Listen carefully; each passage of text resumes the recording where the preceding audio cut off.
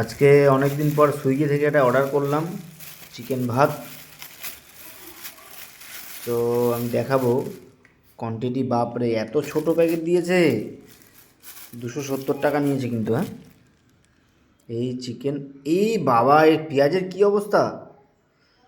এই দেখুন, এই দিয়েছে পেঁয়াজ, মানে কিছু বলার নেই আর। আচ্ছা, এটাকে সাইডে রাখলাম। আর কি আছে দেখি। আর দিয়েছে, এটা দিয়েছে পাঁপড়, হয়তো 2-3 পিস পাঁপড় আছে এর ভেতরে।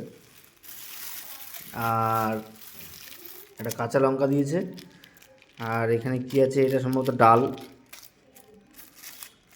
আর এটা কি আছে, এটা মনে হচ্ছে কোনো একটা সবজি আছে। হ্যাঁ, এই দেখুন, লেবু দিয়েছে 1 পিস। বাপরে, লেবু তো শুরু শুরু হতেই খতম হয়ে গেল। আর এই যে ভাত, এটা একটা মানুষের ভাত, 270 টাকা প্রাইসের। এই একটা মানুষ খাবে, 270 টাকা দিয়েছে এই ভাত। এটা আমি 4 খানা খেয়ে নেবো। ঠিক আছে, তো সুইগি এইভাবে লোককে ঠকাচ্ছে। আমি 4খানা খেয়ে নেবো ভাই।